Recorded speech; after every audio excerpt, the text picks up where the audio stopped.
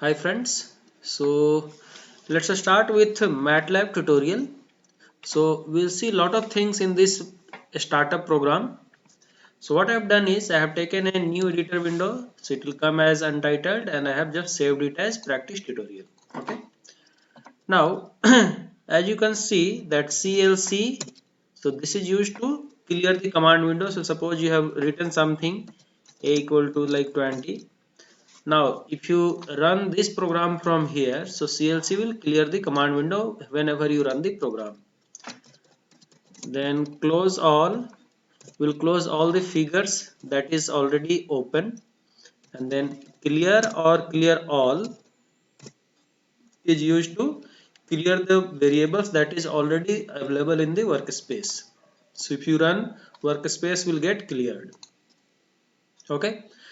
Now let's talk about how to start, like colon operator and line space operator. So these two are very important. So suppose you have to write down x is equal to 1 is to 20. Okay.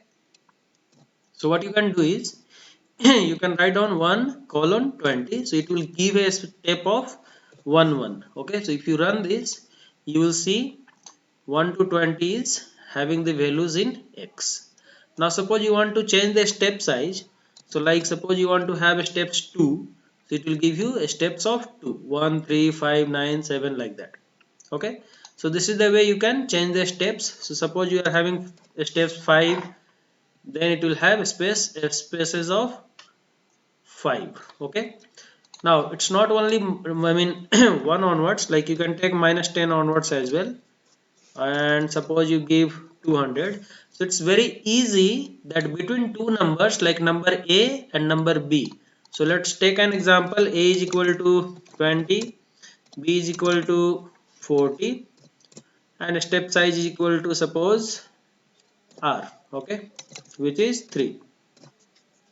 So what I'm going to do is x is a variable having lower limit as minus 10, upper limit as 500 at a step of 5. So it can go up to 200 at a step of 5. So you can see x is having so many values. So see, it has gone up to this. Now you'll wonder, suppose I give here 202. So you'll wonder that it has gone up to 200 only because next value will be 205, and it will not reach to 205 because that is greater number. So still it is that many numbers only. So that is the disadvantage of colon operator. It does not take care of the last value. So one more operation, or otherwise the same thing you can do with the variables as well. That give your variable a is to give the step size r is to the higher limit b. So 20 to 40 it will go at a step of 3. Okay. So this is how you store the values. Another method to put values between two numbers is line space. So suppose I have a value y which is going to take the values line space. Now what you have to do in line space is, see, the MATLAB gives you the options as well, like give the lower limit, give the higher limit, and give the number of points. So suppose lower limit I am going to give you 10, higher limit I am going to give you 30, and I want 100 points between them or 1000 points between them. Okay, so y will be having 100 values between 10 to 30. So you can see between 10 to 30 automatically they have like uniformly distributed 100 numbers. Okay, or otherwise you can give the same thing like a lower limit, b higher limit, and number of points suppose n, where n is the number that you have initialized here somewhere. Okay, so 100 points you want between 20 to 40.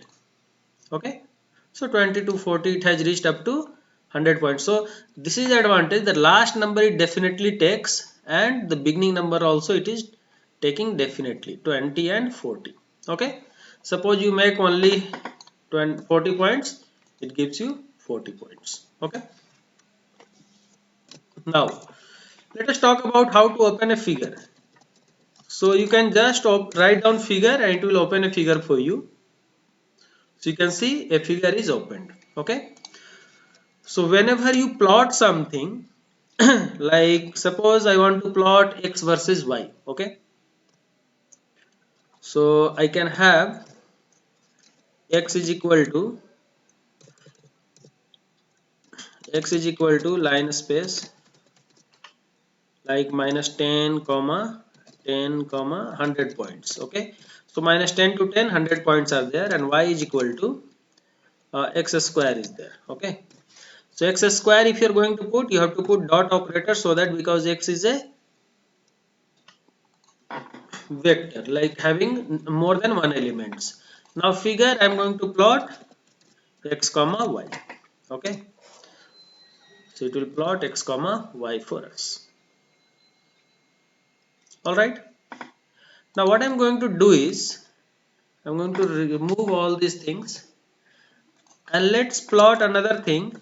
Plot x comma like sine of x. Okay, so what it will do is it will override the same window with sine of x. Okay, so for that, whenever you have to plot and you have to keep the previous figure, you can write down figure again. So it will again open another figure, and both the figures will be plotted. So you can see the figure numbers are changing. Figure 1, figure 2. Now suppose you have to have sections in the same figure. What you can do is figure and then put subplot. How many you want? Like suppose subplot, it is giving you an option m cross n cross p. Okay, so m is the number of rows. So like suppose I want 2 rows, 3 columns, and which one you want? The first one. So it is going to give you like this. And then suppose I want to plot x comma cos of x.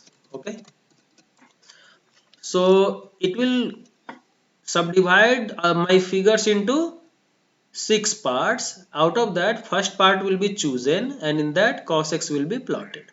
Okay, so I'll just remove these guys. I will not plot them. I'll just plot this.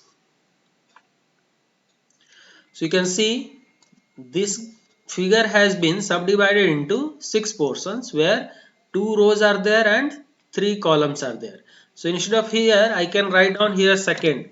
So second portion will be chosen for this purpose. Okay, or if I write down sixth, so sixth portion will be chosen.